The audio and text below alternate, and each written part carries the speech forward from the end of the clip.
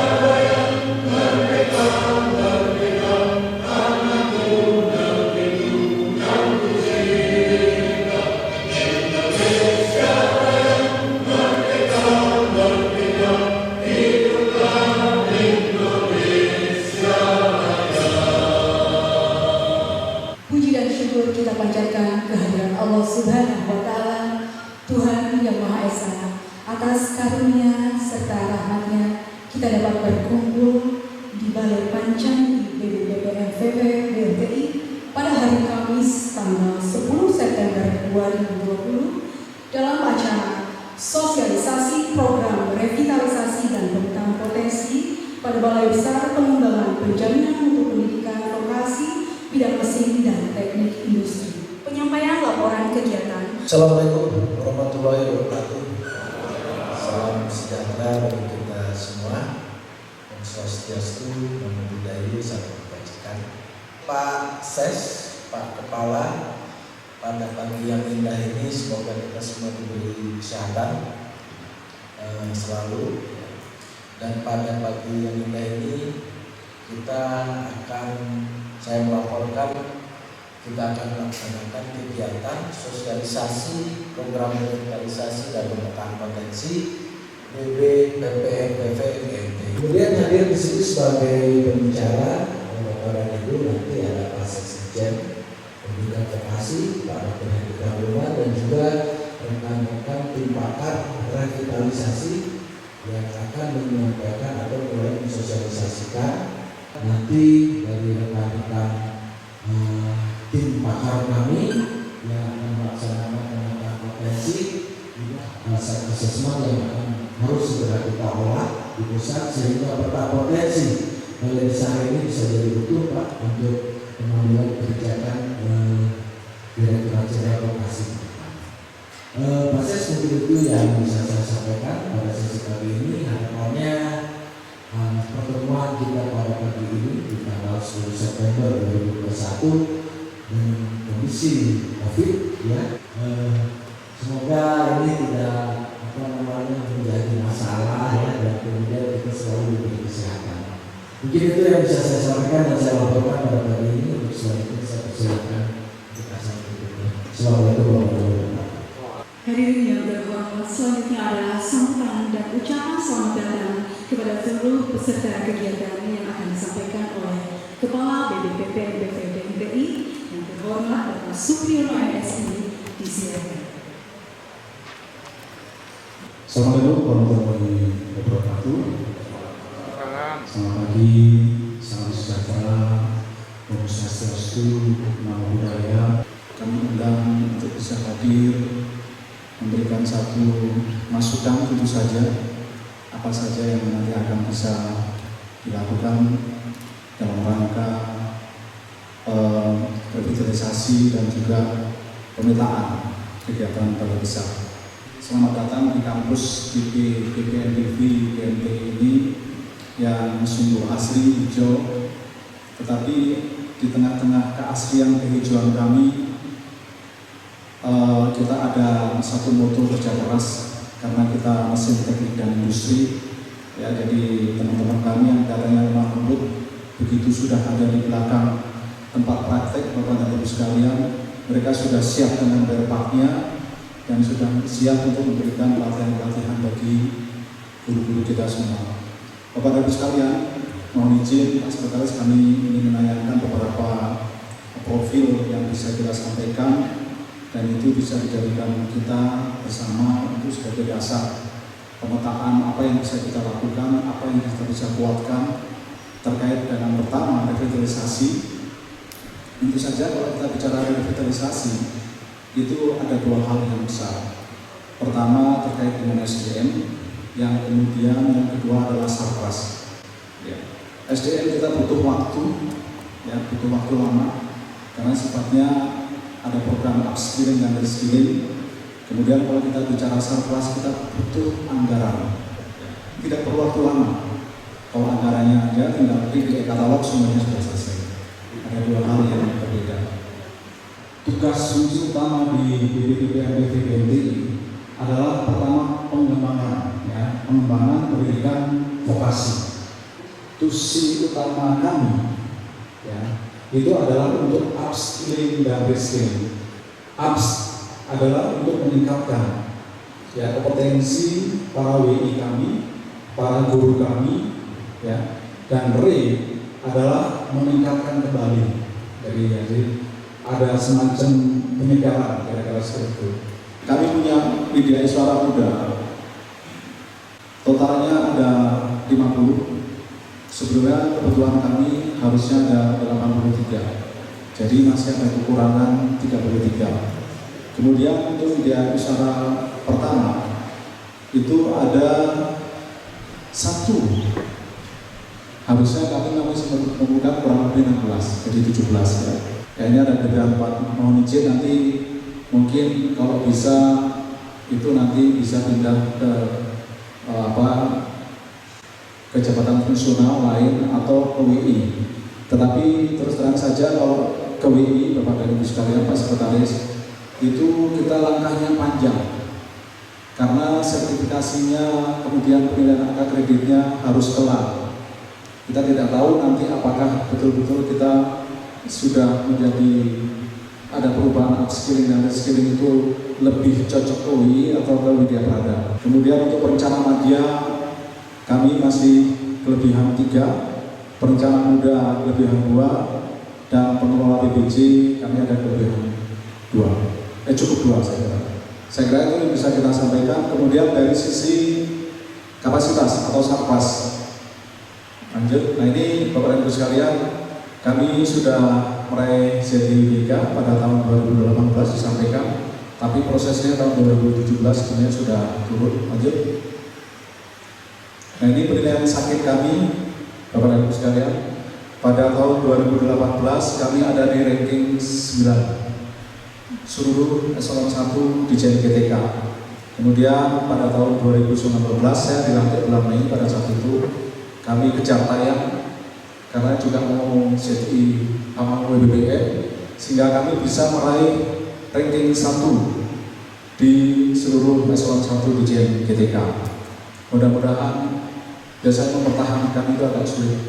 Pak Heru tahu persis di perencanaan bagaimana tata kelola anggaran itu ada 12 penilaian yang harus kita lakukan, dan itu zero subjektivitas karena sudah berbasis aplikasi dari Kementerian Keuangan. Lanjut, ada 12 provinsi, ya. Kemudian BOE itu ada 11 dan BBL ada 11 provinsi. Lanjut, saya kira ini masalah pelatihan yang sering kita lakukan. Nah ini ada beberapa program pembelajaran. Ini salah satu kemarin yang kami tayangkan Pak Sekretaris pada saat seminar rancangan proyek perubahan di PPTK BPNBV. Lanjut. Nah ini jumlah sekolah yang kami ampu, Bapak dan Ibu sekalian, total ada 12.000 jumlah sekolahnya, ya. Kemudian dari jumlah guru, dari masing-masing guru itu harus belajar minimal 4 klaster, betul ya, Pak Zaki ya? Itu minimal sekarang kita kejar 4 klaster. Karena masing-masing bidang keahlian, masing-masing program keahlian itu ada yang 6 klaster, ada yang 7 klaster, ada yang 4 klaster. Kita mau mengajar yang sampai 7 klaster, takutnya nanti yang klaster pertama sudah buru kedaluarsa. Jadi kita sirkulasinya ngejar sampai 4 klaster dulu. Kami ada 1, 2, ada 8 sebelumnya. Ada 8 unit kompetensi yang ada di dalam kami. Pertama ada mesin produksi dan konstruksi, kemudian ada otomotif, kemudian ada departemen ketenaga listrikan, kemudian ada departemen elektronika dan informatika, dan kemudian teknik perencanaan, kemudian ada manajemen kependidikan dan energi terbarukan. Nah, Bapak dan Ibu sekalian, Pak Sekretariat kan melaporkan ini menggunakan istilah departemen karena kita memiliki beberapa keahlian, sehingga teman-teman yang hadir di sini adalah para kepala departemen yang membawahi di masing-masing unit keahlian. Lanjut.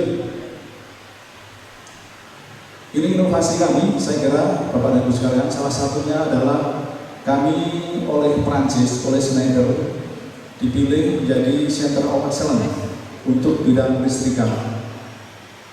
Jadi ketika penentuan pemilihan COE yang ada di BMTI, sebenarnya dari Schneider sendiri, dari Prancis, itu sudah melakukan penilaian pilih ke BBL, ke BBOE, kemudian terakhir di BMTI.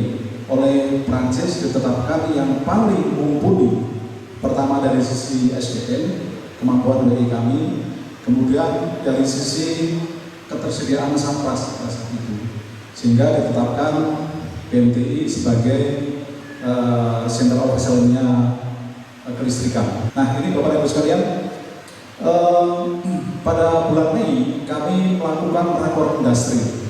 Ya, waktu itu peserta industri secara Vicon itu ada kurang lebih 400 industri yang di 12 provinsi mengikuti rakor industri. Setelah itu, setelah melakukan rakor industri, kami setiap minggu melakukan aksi kejuruan. Ya, jadi setiap minggu sekarang sudah pada episode yang ke-12. Ya, nanti biasanya hari Kamis, nanti Selasa depan, Kamis depan ya, Selasa ya, hari Selasa depan itu sudah episode yang ke-12. Setiap kami melakukan aksi kejuruan atau industri berbagi, kami mengundang 2 industri ya, dengan SMK, seluruh SMK, dan satu industri itu biasanya mereka sifatnya company holding. Jadi satu industri sebagai pembicara biasanya dia membawa 2, 3, atau 4 perusahaan yang ada di bawah company-nya. Bayangkan kalau kita sasarannya rencananya 30 sampai anggaran kita habis, yang menggunakan sisa-sisa anggaran yang dari Dirjen GTK yang selalu digaungkan oleh Bapak Dirjen, Mas Menteri, itu terlaksana. Nah, melalui aksi kejuruan ini Bapak Ibu sekalian, ini sangat efektif. Oleh sebab itu, mohon teman-teman yang hadir di sini dari industri, kalau butuh tenaga kerja tamatan SMK, hubungin kami. Kualitasnya seperti apa nanti kita penuhi, ya. Tolong ya Bapak Ibu sekalian, ini sudah pesan, kami sudah melamar, jadi tolong direalisasikan itu. Lanjut. Nah, ini galeri kejuruan Bapak dan Ibu sekalian, ini adalah unggulan kami. Jadi kami ada galeri kejuruan. Tadi kemarin kami sudah seminarkan, kami mendapat dukungan dari Pak Sekretaris. Mudah-mudahan dukungannya bukan hanya supporting saja dari sisi itu, tetapi anggarannya Pak Ses. Kami membutuhkan vokasi itu tidak selalu mahal, tetapi memang tidak murah, ya. Karena kompetensi keahlian itu selalu diawali dengan paham, ya, penggunaan paham.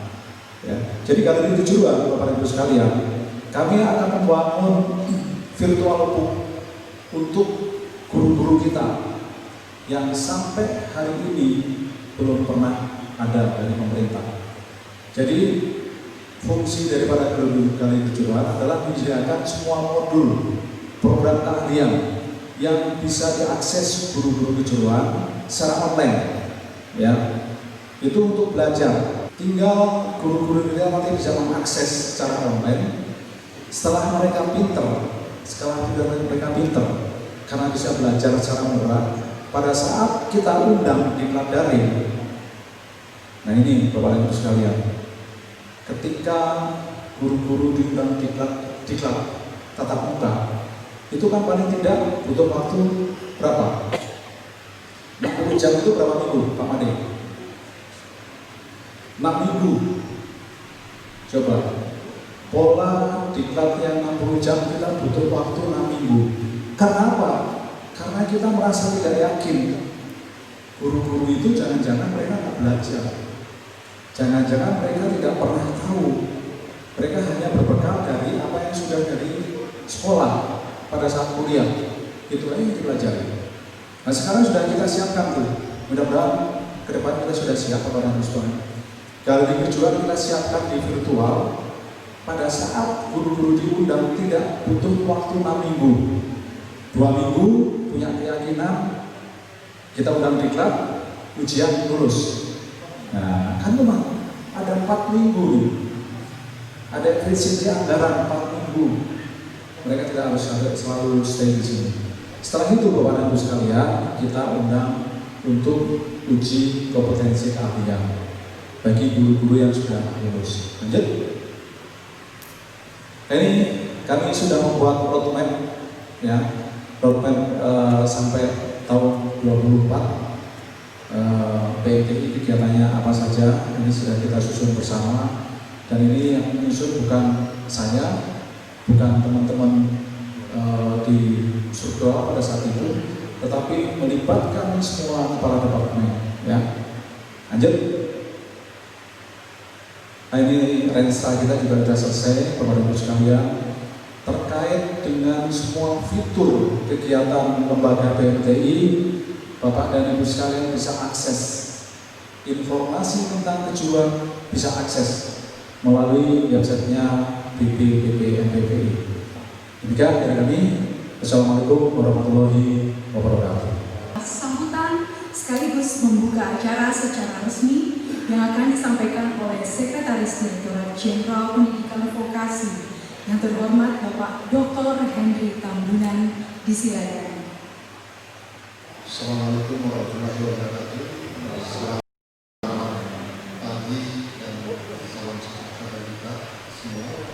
Pendidikan vokasi atau vokasi mendapatkan perhatian yang utama dari pemerintah, khususnya dari pimpinan negara kita, baik Pak Presiden maupun dari Menteri, dengan terbentuknya Direktorat Jenderal Pendidikan Vokasi. Nah, sebenarnya apa harapan dari pimpinan negara kita adalah untuk menyiapkan sumber daya manusia yang siap bersaing dalam globalisasi, siap bekerja. Nah, harapan ini tentunya harus kita lakukan dengan sekalian kepada kita yang bergerak di bidang vokasi. Harapannya memang besar sekali. Kemarin kita menyusun laporan laporan kinerja Jokowi Maruf, ya, khusus itu diminta tentang vokasi. Ini kan andalanya Pak Presiden ini, apa laporannya? Ini kita sesuai dengan apa? Dalam tahun ini kita sempat baru kita tidak kami yang bisa terpusat, tetapi juga teman-teman di tingkat besar ini akan selalu kami sampaikan dan selalu akan kami tagih. Ini punya tugas berat bersama. Nah, tadi saya sampaikan harapan itu ada di kita, khususnya di tingkat besar. Hanya memang kami perlu tahu dari KPK, dari tingkat besar, jadi memang kita harus tahu dulu kondisinya, sumber daya manusia maupun sampah yang disampaikan. sudah siap, harusnya sudah siap. Tapi memang awal kita harus melakukan. Itulah sebenarnya kita melakukan ini, waktu kita organisasi untuk mengikuti visi yang ada. Jangan kita langsung membangun suatu kerjaan yang berat, tetapi kita tidak tahu visinya bagaimana. Ini kan pengalihan dari KPK ke pendidikan vokasi ini pasti paradigmanya pasti ada yang berbeda. Ya memang ada sebagian yang sama, tapi itu sebenarnya Bapak-Bapak sekalian, khususnya dari BPI, jadi tidak usah khawatir Pak, tidak usah khawatir.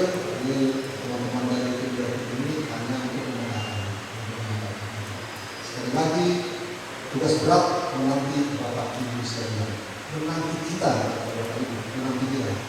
Ini sudah disampaikan oleh Pak Kepala, ya.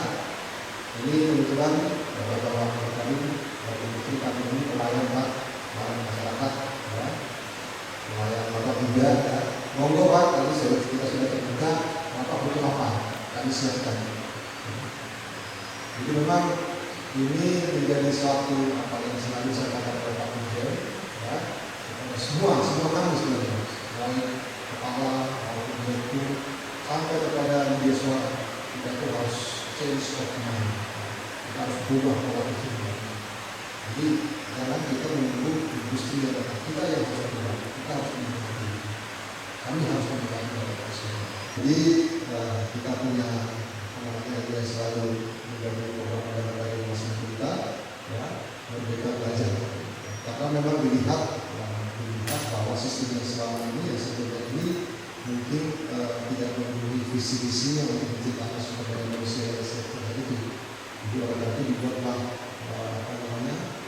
program Merdeka Belajar yang tidak hanya di sekolah menengah, ya, dasar dan menengah, tapi juga untuk perguruan tinggi melalui kampus Merdeka.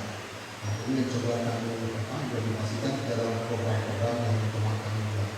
Lanjut, Bapak Ibu sekalian. Nah, Bapak Ibu sekalian, soal ini kebetulan terima kasih ada dari industri dan berbeda, ya, dari usaha dan industri.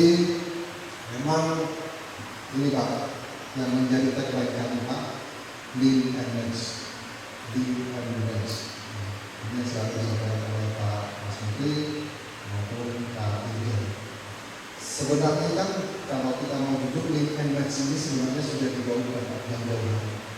Saya masih ingat dulu waktu Pak Warman itu dia dulu itu saya itu masih sekolah, gitu. Itu sudah ada Lean and Manage. Dan itu dulu banyak juga apa maksudnya Lean and Manage itu. Nah, itu dulu Lean and Manage sudah digaungkan. Tetapi apakah Lean and Manage seperti yang kita harapkan? Jangan-jangan dulu itu hanya sebagai apa? Sebagai logo atau sebagai slogan. Artinya kan Lean itu adalah industri itu benar-benar terlibat di dalam satuan pendidikan vokasi Bapak Ibu sekalian. Benar-benar terlibat. Jadi tidak hanya sekedar kerjasama, tidak hanya sekedar ada MOU kemudian ditandatangan selesai. Tidak hanya sekedar itu Bapak Ibu sekalian.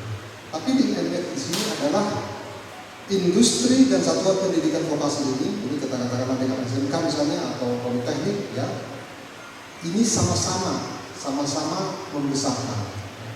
Ibaratnya kita ingin memasak, sama-sama memasak. Kalau ibaratnya antara perempuan dan laki-laki, ini berpacaran dulu, ya, kemudian jadian, menikah, ini ada pernikahan masal, menikah, melahirkan anak, membesarkan anak itu sampai anak itu berhasil. Nah ini ibaratnya seperti itu Bapak Ibu sekalian, pernikahan antara industri dan satuan pendidikan vokasi. Tanpa itu percuma, tanpa itu percuma. Nah, ada beberapa paket pernikahan sebenarnya, Lean and Manage. Ada beberapa paket Lean and Manage seperti apa sih sebenarnya Lean and Manage itu? Yang kita harapkan itu seperti apa? Nah, ini sebenarnya perbedaannya Pak. Ini ada 9 paket ya. Jadi kurikulum itu disusun bersama industri Bapak Ibu sekalian yang tahu apa namanya industri itu kan ya orang industrinya gitu. Ya kita dari satuan pendidikan vokasi kan hanya melihat nggak mungkin. Yang tahu itu industrinya. kebutuhannya itu yang tahu adalah industrinya. Nah, untuk itulah kami berharap industri itu terlibat di dalam penyusunan kurikulum ini, Pak. Ya, masuk misalnya materi training, kemudian sertifikasi, ya, itu masuk di dalam kurikulum baik di SMK maupun di kampus. Jadi kalau sudah industri masuk menyusun kurikulum, ya, kemudian kurikulumnya disetujui, pasti ya kalau sudah kurikulum disetujui ya tentunya sesuai dengan industri yang harus dilakukan gitu. Dan itu sudah pertama kriteria itu sudah terpenuhi. Kemudian yang kedua, kita berharap memang dari industri itu menyediakan dosen tamu, guru maupun instruktur di satuan pendidikan vokasi ini. Ya. Jadi kalau kurikulum sudah disusun, kemudian disediakan tenaga pengajarnya, baik dosen maupun guru maupun instrukturnya, ini sudah klop ini antara satuan pendidikan vokasi dengan industri. Kemudian yang ketiga, magang. Jadi kalau kurikulum sudah disusun bersama, kemudian ada dosen maupun instruktur dari industri, ya, kemudian dilihat anak-anak itu, ayo kita magang ke tempat saya aja. Program magang juga dikelola bersama-sama dengan baik antara industri dengan satuan pendidikan vokasi. Ini ada 9 Pak sebenarnya. Kemudian kalau misalnya dilihat ada anak itu yang berprestasi, ya, ada berprestasi baik ya, baik ketika pembelajaran, misalnya ketika magang, ya bisa jadi misalnya industri memberikan beasiswa. Ini kan nanti akan diikat gitu. Ya ini kan sebenarnya mengurangi unit cost, jadi tidak ada lagi misalnya biaya untuk pelatihan. Ya sudah di sini aja langsung Pak. Jadi industri itu tidak usah lagi misalnya departemen diklat gitu, nggak usah, langsung aja terlibat di sini. Nah tadi sudah sampaikan juga sama Pak Kepala, kami siap untuk melatih. Ya. Anda butuh apa? Kami siapkan. Misalnya untuk magang juga kami siapkan gitu. Jadi jangan ketika dia magang di sana dia masih belajar 1 bulan, wah ini rugi di industri ini. Masih diajarin lagi. Balai besar akan menyiapkan itu. Ketika mau magang ataupun ketika misalnya Bapak Ibu sekalian butuh tenaga kerja, kita akan menyiapkan itu. Jadi kemudian ada bridging programnya. Kalau misalnya ada teknologi, ya, atau proses kerja yang industri bisa diperkenalkan baik di SMK maupun di balai besar. Kemudian sertifikasi ya, kami harapkan setelah anak-anak itu magang di industri, kami berharap industri bisa memberikan sertifikasi. Yang penting tidak seperti dari badan sertifikasi, tapi dia artinya bahwa anak ini siap dan sudah menguasainya. Tapi ini sangat berguna sebenarnya, ini yang dibutuhkan, bahwa ini layak dan sudah siap bekerja. Kemudian ada joint research ya, bisa terapan dosen bisa aja misalnya diberikan ke kampus maupun ke SMK. Misalnya ada sesuatu pekerjaan, nanti kami berharap SMK ataupun politeknik bisa mengerjakan, ya, itu bagus bisa aja disampaikan. Jadi ada 9 paket ini Pak, sampai kepada ini tadi komitmen kuat untuk menyerap lulusan. Jadi kalau Bapak Ibu sekalian sudah melihat ini anak bagus nih, rugi saya kalau saya nggak mendapatkan itu, ambil angkat pengeluaran lulusan. Jadi kita melihat aja sudah mengurangi biaya untuk kos untuk pendidikan dan pelatihan Bapak Ibu sekalian. Nah inilah yang disebutkan dengan pernikahan itu.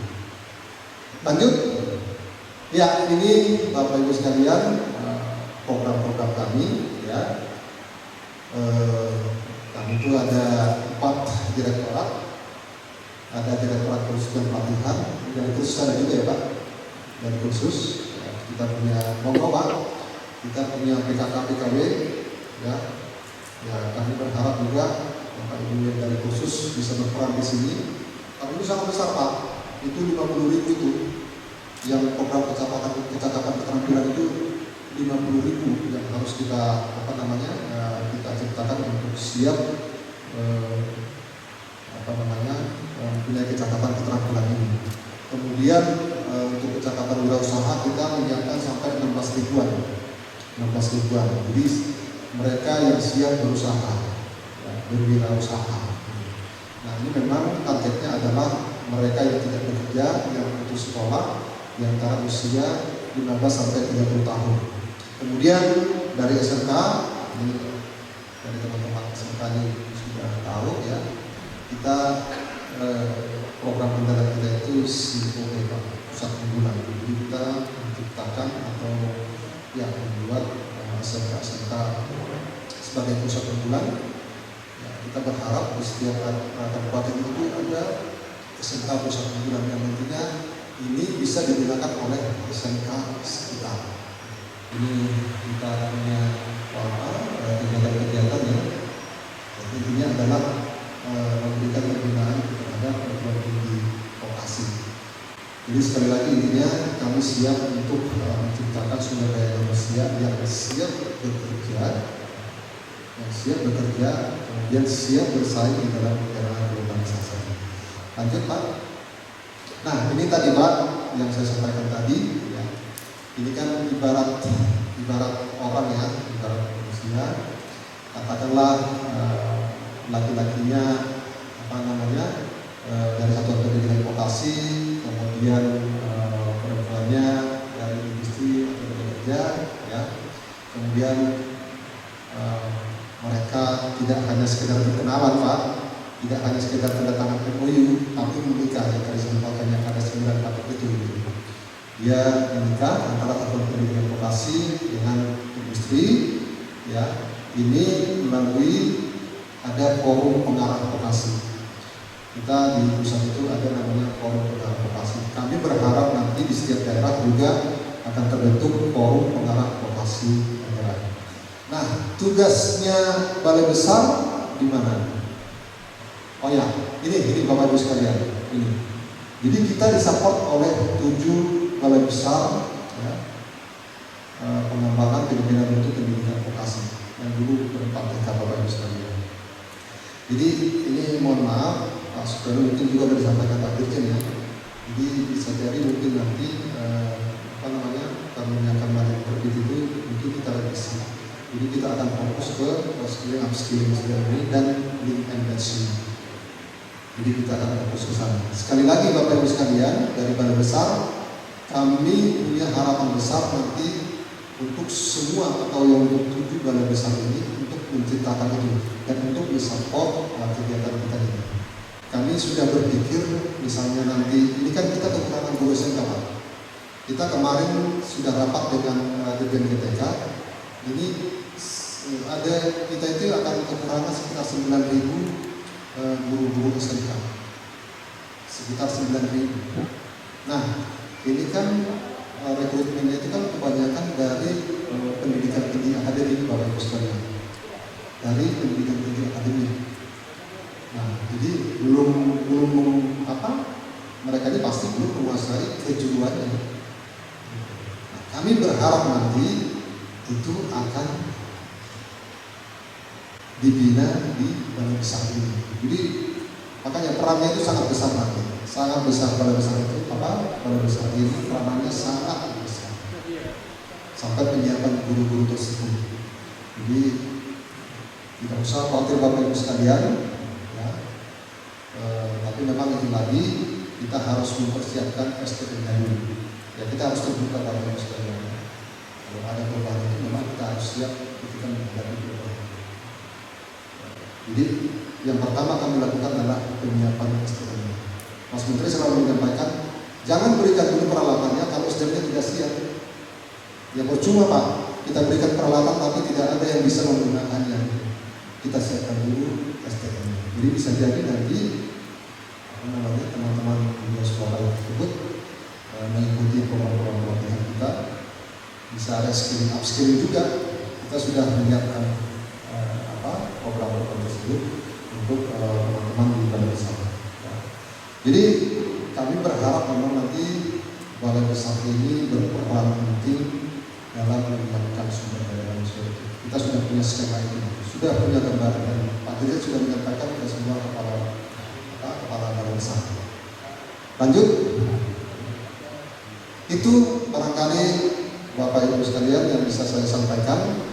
Sekali lagi terima kasih atas kehadirannya saat ini. Nanti tim kita dari tim revitalisasi akan menyampaikan hasil-hasil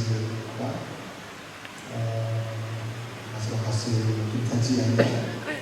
Nah, monggo sekali lagi Pak, kalau misalnya ada yang ingin disampaikan ataupun misalnya tim revitalisasi ingin mewawancara ataupun meminta data, monggo secara terbuka kita sampaikan. Sekali lagi itu adalah untuk menyiapkan balai besar ini dalam untuk program-program kita yang akan kita berikan kepada balai besar ini. Itu barangkali yang bisa saya sampaikan Bapak Ibu sekalian. Mohon maaf kalau ada kurang lebih, karena saya diminta untuk membuka ya dengan mengucapkan puji syukur kepada Tuhan Yang Maha Esa. Maka kegiatan sosialisasi program revitalisasi dan pemetaan potensi Balai Besar Pengembangan Penjaminan Mutu Pendidikan Vokasi BMTI secara resmi saya buka. Terima kasih. Assalamualaikum warahmatullahi wabarakatuh. Selamat pagi dan selamat berjumpa lagi.